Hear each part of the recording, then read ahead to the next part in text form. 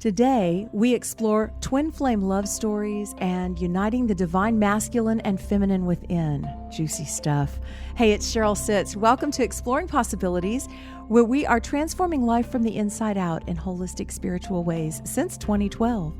You'll find our entire library of shows on journeyofpossibilities.com, and new episodes come out on Spotify, Apple Podcast, Google Play, Stitcher, and youtube.com/Cheryl Sitz. To keep our content free and easily accessible at your convenience, we do appreciate your contributions at journeyofpossibilities.com/support. And today's guest, Miguel Dean, will join us in just a moment. So I had some problems with my computer because, hey, Mercury's retrograde and we're all having problems with computers. And when Mario remoted in so that he could work on my computer from his office and my home, my convenience, in my bathrobe with my bunny slippers, I thought, you should be telling people that you do this. You do this for a lot of people, don't you? Actually, majority of my clients right now. I think I've only gone and visit, 2 clients of mine? Everybody else is remote. Yeah. So what this means is whatever you're trying to figure out how to do, or whatever's breaking that you need fixed, or those funky contracts the big box stores sell you that they'll fix your computer and then you have to be without it, Mario can do it while you're right there. Yeah, it's real easy. I give you a link to a website, then you give me a special code. I put that code on my software over here, and I log into your computer. And you're watching him, so he's not going and snooping around in your emails and checkbook and stuff. No, it doesn't load anything. It's a real-time app. So once I'm done, you close out that app, and I can't access it anymore after that. I love it. So if you're worried about privacy. See, so that's so convenient right in your living room. And you know what's even better? He's affordable. That's very true.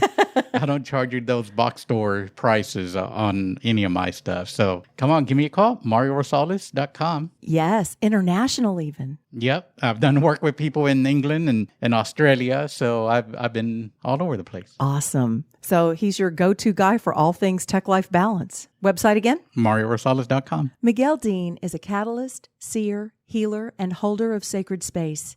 Having made significant progress over 20 years alchemizing the twin flame union of the divine masculine and feminine within, he now offers sacred masculine healing sessions, poems, blogs, books, and videos at migueldean.net. Miguel says, and I grabbed this quote off his website, "When the inner and outer relationship between man and woman is restored to balance, peace, and harmony, it is the children of these relationships who will benefit most, and these children shall grow up to be the healthy, whole, visionary leaders and change makers of the future. When the two become one, we are home." It's such an honor to have you on the show. Welcome and thanks for joining us, Miguel.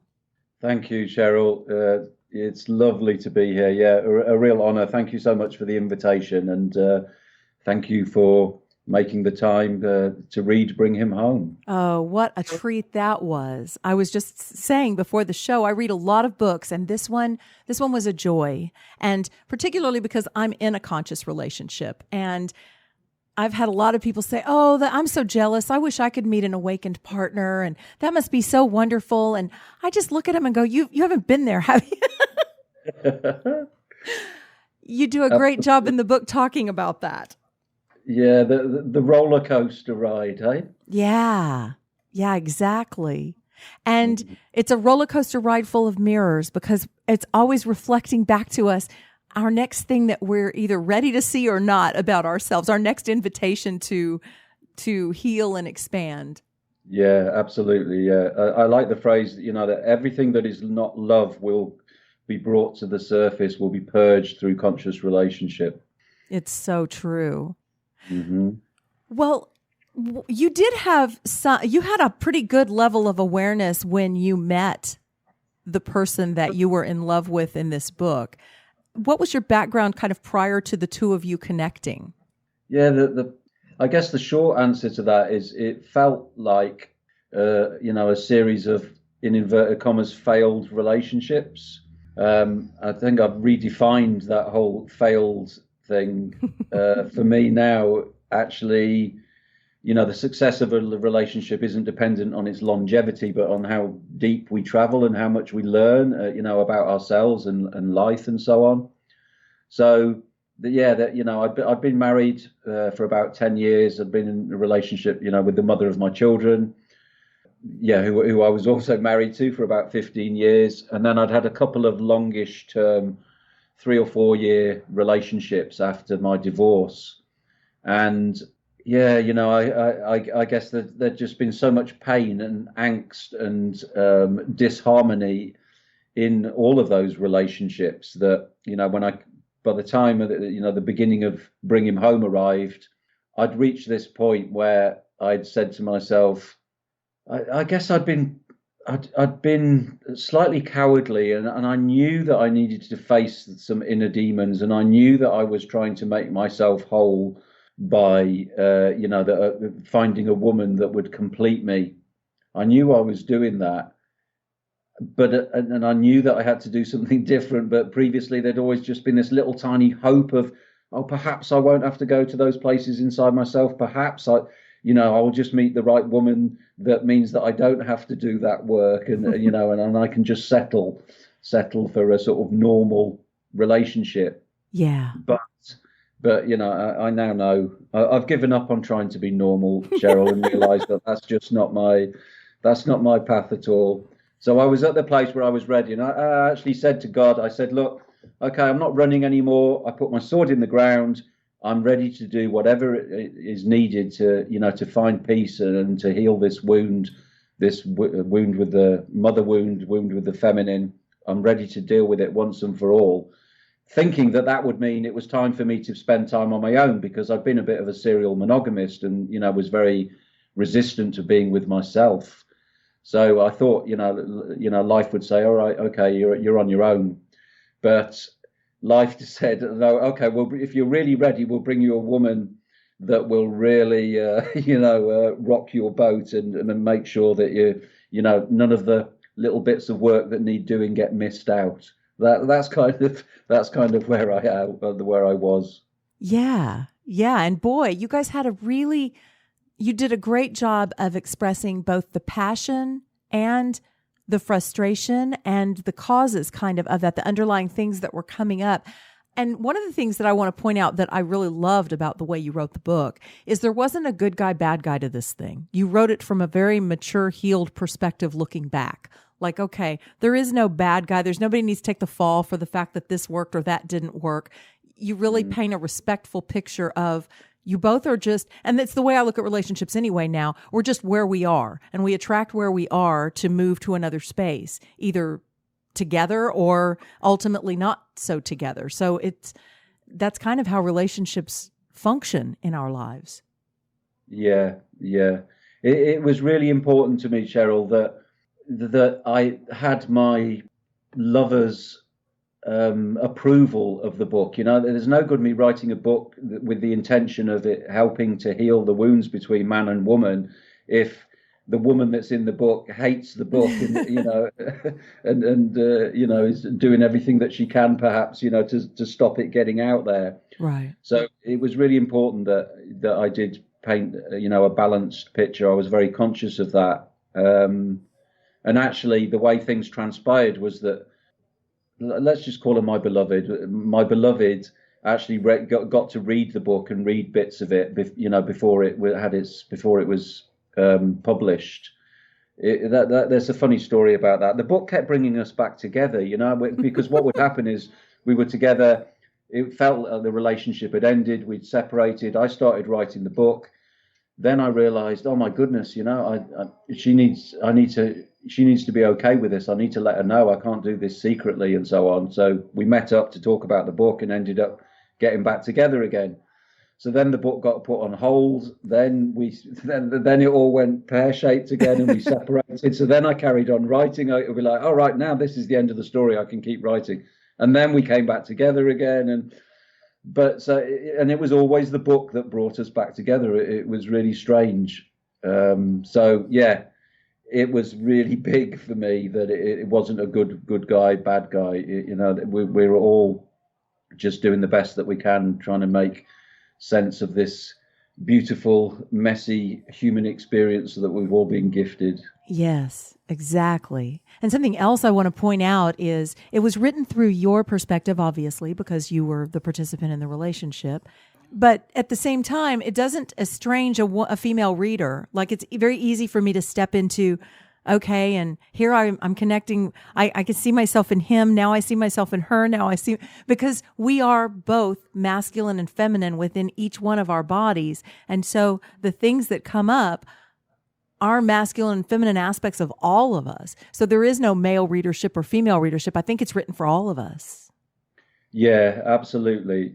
That's beautiful that you've distilled that and brought that to the surface, Cheryl. I really appreciate that. And that was one of the reasons why it was. Yeah, I didn't use any names. All the way through it was just him and her, because I knew that it's universal. What I've come to know through writing is that we're all living different versions of the same story. So this story from oneness to duality back to oneness. So it felt really important for me, that I didn't want to make it personal. This is my micro story, but this is the story of man and woman. This is where we are as a collective. This is so much bigger than me and my beloved. Absolutely, definitely. And the title of it, Bring Him Home, a twin flame love story, that title continued to shift meanings for me as I moved through the book. It's like, oh, okay, he means this by the title. Oh, no, he means this. And even looking at it today, it's like, oh my gosh, he means all of this by that title. Yeah. On some level, it's bringing the sacred masculine home, bringing man home to his heart. It's bringing us home, and of course, the guidance that my beloved had, that she heard in meditation, that was what was going on. She didn't really understand the significance of those words, bring him home, but when she spoke those words to me, there was no, not one iota of doubt of what was actually at play. Yeah, and for when we're younger and we're less awakened, bring him home obviously means bring him home. Like, I want to bring him back to my place. So there's like so many levels to that that it can tap into. Yeah. Isn't that the way with everything? Hey, that it's just once you really look at the things, there's just so many layers and levels, aren't there? It keeps things interesting, huh? It does. I would like to touch on the twin flame love story part of the title, because it is a twin flame love story. And if you ask 10 people what a twin flame is, you get 10 different answers. I've noticed that about talking about the book with my friends. So how do you define a twin flame? I wanted to give it, the twin flame bit seemed to create a connection really between the sort of spiritual concepts and elements and depth of the book and the perhaps more romantic three-dimensional sort of aspects of the story. So because I wanted it to, I didn't want to just be preaching to the converted. I wanted the book to be able to reach perhaps people that might have been that might have read 50 Shades of Grey, people that were just interested in romance or sexuality and relationships. So I wanted it to be have quite a broad title, and for the title to give some indication, of what was actually in there. The word twin flame, you probably get 11. You probably have 11 different responses to what a twin flame is when I finish mine. But you see, a lot of people seem to believe, for them, it's about a soul that was split in half, and you are just half of your soul in your body, and you're looking for your other half to complete you. For me, that doesn't resonate. And I only like to share really what I know in my own experience. So I don't have an experience of that. So that's not my definition of twin flame.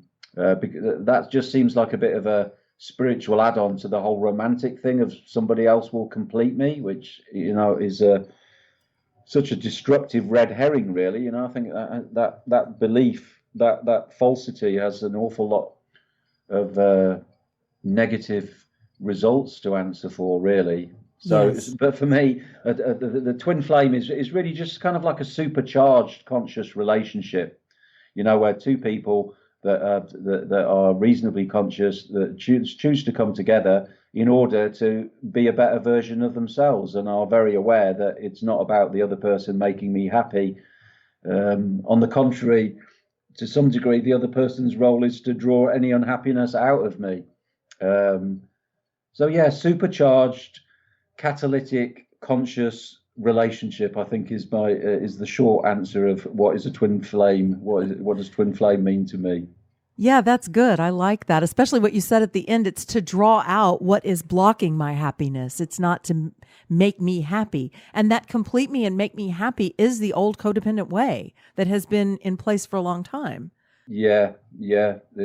So its time has come. If we look around at the, quality of relationships, I mean, it's such fundamental foundational work, isn't it? Because relationship is the nature of this human experience. It's the nature of the universe, where everything is in relationship to something else, and at the bottom of that is our relationship with ourself, with the planet, with other people. So yeah, until we start getting relationships right, relationships with God, relationships with ourselves, relationships with the divine, how can we build anything solid on such a shaky foundation? That is such a valid point. And I kind of look at it because of the whole creating our reality, reflective universe conversation, that what's showing up in the relationship is what I'm ready to see and explore about myself and heal and love and embrace about myself. And so it does play out in all of our relationships. And it's kind of ironic when you look at it that way to think, okay, and then I went from that person to that person to that person, and it's always been me. Yes, yeah. The same stuff comes up again, sort of like different flavors, or from slightly different angles or whatever. But yeah, it's always me. Wherever I go, there I am. Exactly. Yeah. And the bit that you mentioned just previously, Cheryl, about balancing the challenges and the passion of the book. It certainly seemed to me that the passion, the sacred sexuality was so beautiful and was so intense and so divine that that was the glue that kept us together to do the work. If that hadn't been as good as it was, we probably both would have run in opposite directions from each other quite quickly, because with the challenges, the trauma and so on that came up. Right.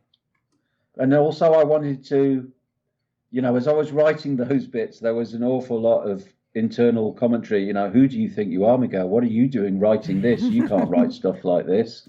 But I just pushed through that because I wanted there to be a from a man's perspective, a man's experience of romance and relationship and sex, sort of from a conscious place.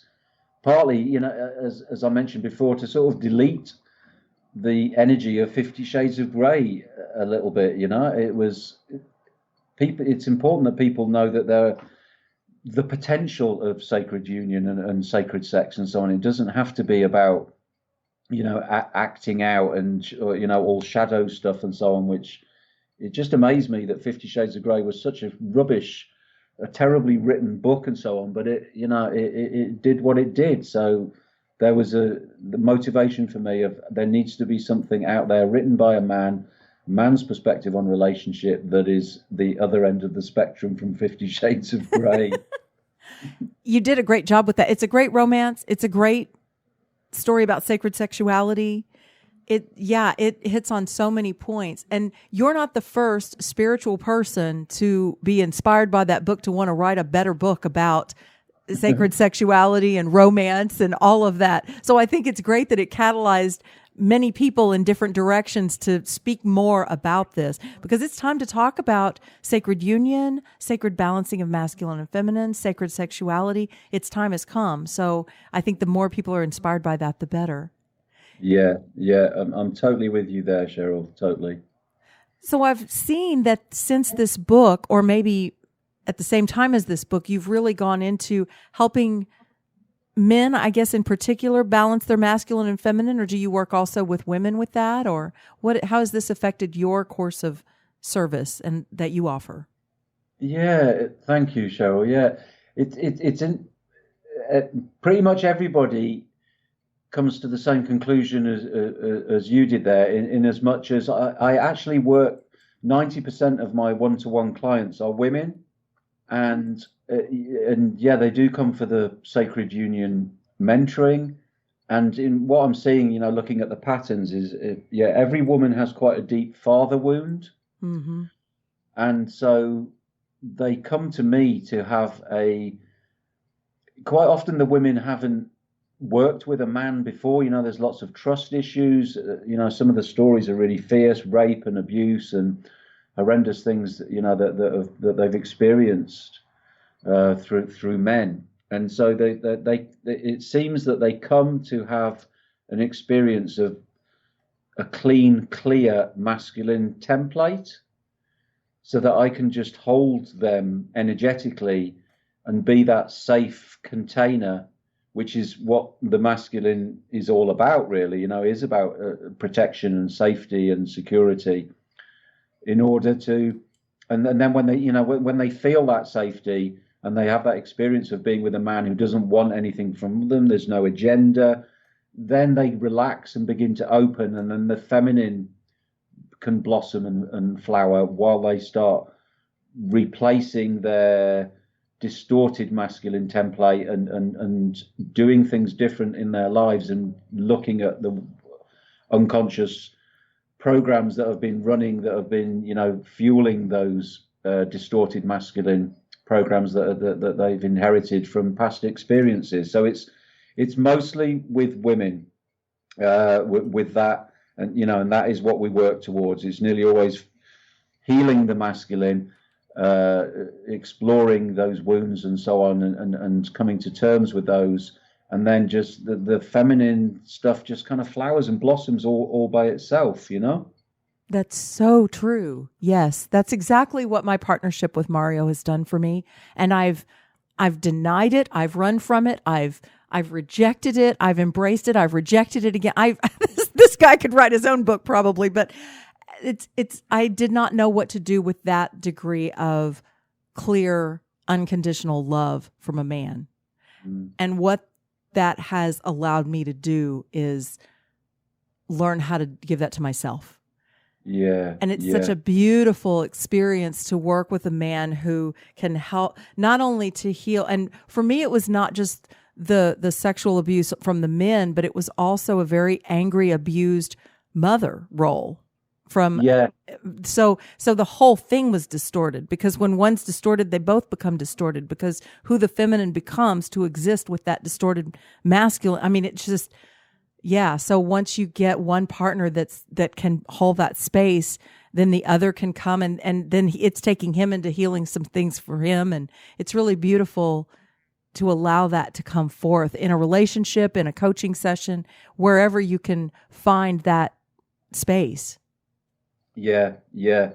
Absolutely. If we haven't, I guess this is what's coming to my awareness right now, unless we've have the experience of healthy masculine, how do we, how can we model it? Or, we can't add it to ourselves, can we? If we don't know what it is that we haven't got, as it were. So when we have that experience, it's like, oh my God, this is what it feels like, or this is what it looks like, or we can see what it is that we need to give to ourselves. But whereas previously it's like something's missing, but I don't know what it is, because I've never seen it. I've never been shown it. I've never had an experience of it.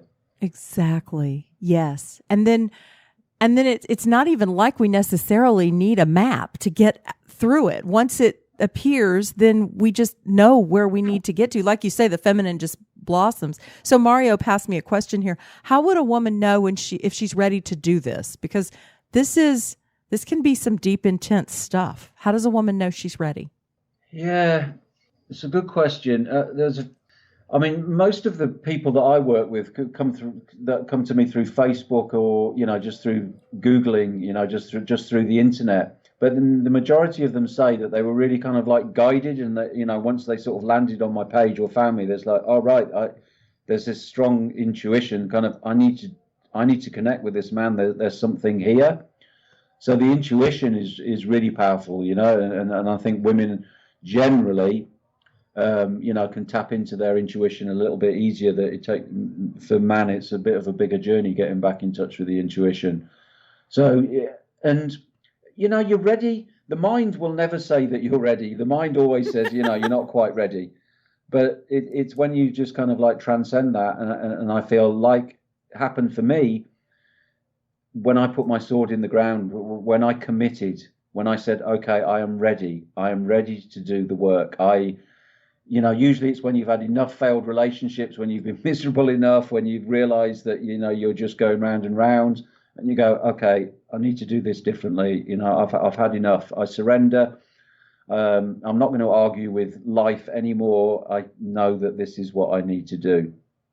So I guess that would be my guidance around, you know, when you know it's the right time. A woman will know, she will feel it, and she will be ready. And it's ready when you decide you're ready, to a certain extent, you know. That's a great response. Yeah, exactly. Mm-hmm. A great many friends of mine are in what I will call spiritually imbalanced relationships. One's on kind of one path and one's on the other. And so they've got enough shared ground or enough comfort or enough history or whatever that works for them right now. Mm-hmm. But then there are a lot of other relationships that seem to be crumbling right now because one partner wants to do more of this kind of work and the other is like, no, I'm not into that. And so they come apart, or one's trying to get the other interested and they're not quite getting there. I think there's a great many people who are in, you know, some place of struggling in relationship right now with the conscious, unconscious piece. What can you share about that might be beneficial for them to hear right now? Juicy question, Cheryl. You asked some good questions. Thank you. I guess the first thing I would say is that you can't do it wrong. I don't believe that you can make, you know, I'm letting go more and more of the whole duality thing, you know, right and wrong and this way or that way. It's like, it's all going the same place, and whatever decision we make, the opportunities, the experiences that we need in order for us to be the best possible version of ourselves, to come home to our own inner union, will be orchestrated. Life will orchestrate them. So it doesn't matter too much whether you do it with the partner that you're with, whether you decide to do some of that work by yourself, or whether you decide to, you know, to separate or begin a new relationship, really. Because, you know, if somebody's really not ready and doesn't want to do the work with you, then it may be that you decide, yeah, okay, well, then it's time for us to go our separate ways. At the same time, it's both partners don't, you know, I think it's probably very rare that both partners are as committed or on exactly the same level, if you like, of spiritual awareness, you know, to engage in doing the work. It's not like you have to be totally even, because it is possible for you to do the work and your partner not to terribly engage in the spiritual work consciously, because let's say he will get involved, because as you shift and change, the dynamic has to shift, you know, because it can't stay the same. If one pair of the partnership is doing things differently, then the other will have to adjust. So they will have a choice to either adjust and go with it, or to say, I don't like these adjustments, you know, and I'm going to go my separate ways. It's, you know, it's so in the moment, and it's so, you know, dependent on each situation, really, you know, what you decide. But, you know, as I say, relax in making the decision, because you can't make a wrong decision. Whatever is coming to you will come to you, whichever route you choose to travel. Great answer. And when you were talking about the right and wrong, what I felt in my gut from that codependent history that I come from as well is, when I am afraid to let go, it's because, oh my God, what's going to happen without it? Like, it's that clinging, that hanging on, like I'm giving the power away to an external part when it's really my own internal that's feeling the wound. Is that the way you describe it, or? Yeah, absolutely. We have to, you know, it's all about our own sovereignty and our own power, isn't it? just returning to that, coming to that, and coming to that place where relationship becomes the icing on the cake. It's something beautiful extra, and it's something that we want, something that is very natural for us, but it's not coming from a wounded child, needy, complete me sort of space. You said that so perfectly. I didn't want to say anything afterwards. I'm like, wow, that was perfect. Yes, that's what we're aspiring toward. And we're all wherever we're at on that journey, right? We're in a million different places on that. Yeah. And the journey is the destination. Yes. There's nowhere really to reach. The destination that we will reach at some point is that these bodies will fall away. But it's not to sort of like think, oh, I'm going to arrive at this place where then I'm in bliss or I've ascended or whatever. It's the journey, it's the commitment, it's the saying, I value myself and I honor myself enough to do this work.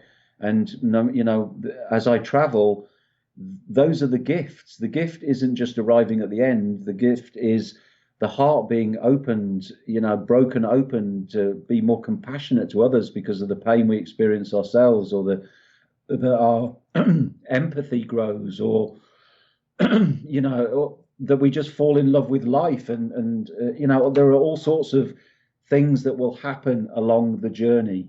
And all you need to do is engage and fully and commit and say, yeah, this is it. And whether it's an easy bit or a challenging bit, it's all just as valuable, and I embrace and accept it all.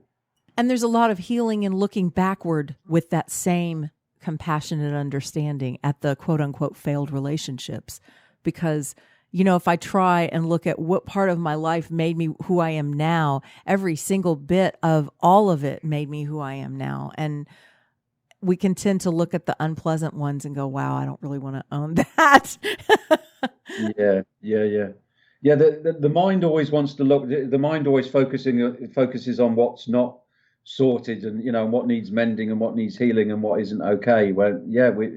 Often we have to consciously just bring our attention back and remind ourselves, well, let's see where we've traveled, let's see where we've come from. And for me, rejection around, because I lost my mother as a baby, the rejection thing was just so big for me. But I notice now when I experience any sort of situation that could be interpreted as rejection from woman, it used to be a sort of 90% emotional trigger for me, whereas now it's maybe 5%.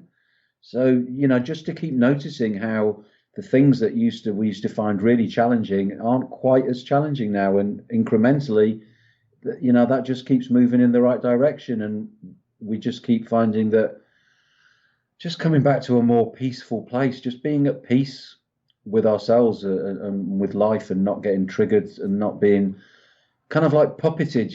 It's like that life pulls your strings, and one moment you're up and the next minute you're down, when you're living from an external validation point of reference. When you're coming from that internal validation of I'm at peace with myself, and my relationship with myself is growing better and more loving and deeper all the time, that's when those are the rewards. Those are the rewards and the benefits of doing this work, as well as the communion with another human being, which is perhaps again, I don't know. I was going to say, so I'll say it, the pinnacle of this human experience.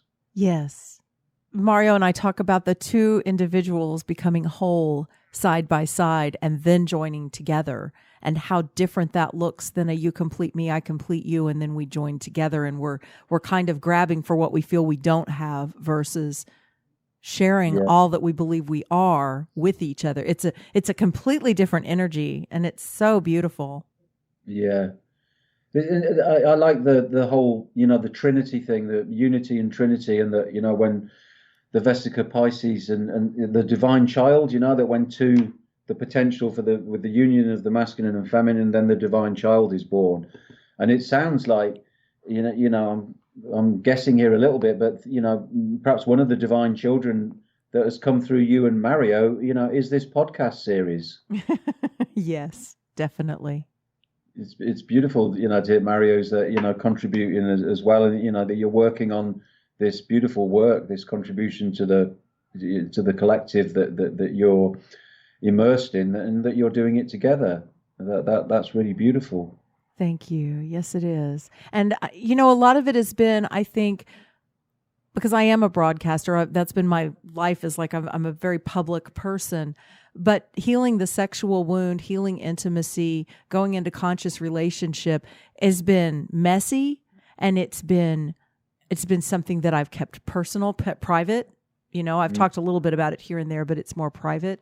And now I'm finally coming to a space where I'm embracing the totality of me and the totality of Mario and I together, and we want to start working with couples. And I do think it's important, at least for me, it's been important to take the time that I needed privately to heal things that are more private for me, so that I can then share that. And I invite women to do that, to create that space of taking care of ourselves, because we are the worst at giving it all away. We really are. Yeah, yes, absolutely. Yeah, don't find yourself lost in the martyr syndrome or anything like that. Mm-hmm. It's and you're right. There is a place. I believe there is a place for women to do work with women to do work on their own, men to do work on their own, men to do work with men, and for men and women to do the work together as well. Yes. That they all have their place. And often when you're, a lot of the people that I work with are single. A lot of the women, they're not in relationship, although they usually do find themselves in relationship not too long afterwards, or very quickly once we start working together. But, I say, yeah, do your work by yourself. Don't rush into, oh, I have to have a man, or I have to have a partner to do this work. Do what you can with yourself, because it's kind of like doing the theory. Once you find yourself in relationship, it's like the practical part of the assessment, and it will give you a very clear indication of how far you've traveled doing that work by yourself. Because in relation to how your partner triggers you, you might think, I'd sorted that wound, and then you get in relationship and it's like, oh right, there's some more work to be done there. Absolutely. And I am the first to admit that I thought I was ready for a relationship long before I was really ready for a relationship with Mario. And that's part of why all the stops and starts and all the painful things that we've experienced together, because I was ready to jump right in. And the tricky bit about that is then you're constantly in that, whether you're really ready for it or not. And so I even had to step out a couple of times, and I said, I can't do this right now. I'm just not ready. Yeah. Those I can remember saying those exact words, actually. Yeah, I can't do this. I can't do this. Run away, run away. Exactly. He's over here laughing. He prefers to be off mic most of the time, but he's enjoys these conversations, and he's over here laughing too. So I'm sure he relates. Yes. Wow, we've had a fabulous conversation. I'm wondering what we haven't touched on that's on your heart to speak about. I guess, I've touched on this briefly, but the intention, as you can probably discern from the what's it called, the bit at the front of the book, the work that I do is so much motivated by my desire to create a more beautiful world, for the children and the generations to come. And so, it just feels, I think it's important to remember that anybody that's going through their relationship work, that is bringing consciousness to it and endeavoring to find that union within themselves, just remember that you are also doing that for the collective and for all the children, that are here now and the children to come. There's no much, the sacred masculine, I believe, is a man that plants trees in whose shade he knows that he shall not sit. We do this work for everybody, for the children. It's not just about this little personal, I want to be happy and and I want to be loved. Once we really get into the work, we realize that we can't really differentiate between doing our own union work and the how that contributes to the collective in the people that we bump into, people that read our books or blogs or listen to our podcast series, that it is powerful, so desperately needed, and such foundational work that will, that's part of the new earth, really, and part of deleting and letting go of the wounds and the misguided darkness, that has been around with patriarchy for much too long. Oh, that was so beautifully put, and you almost had me in tears. It's perfectly timed statement as we plug into different outlets of the media or our communities, and we find so many triggers for frustration and concern over the future. Let us turn that into becoming the best that we can be so that we create that better future. Because I think it's easy to get distracted into the anger and the fear and the sadness right now of what's going on globally. But there's a better outlet for that. There's a better channel for that energy. Absolutely, yeah. It's time to take our power back. Our power back. There's no more powerful way than just claiming your sovereignty, and your sovereignty, your inner kingdom. When your king and queen are sat on the throne inside you, people like that can't be manipulated. They will follow their integrity. They won't follow laws and rules that are not in alignment with love and truth. It's the most revolutionary thing that you can do, is work on your inner union, in my humble opinion.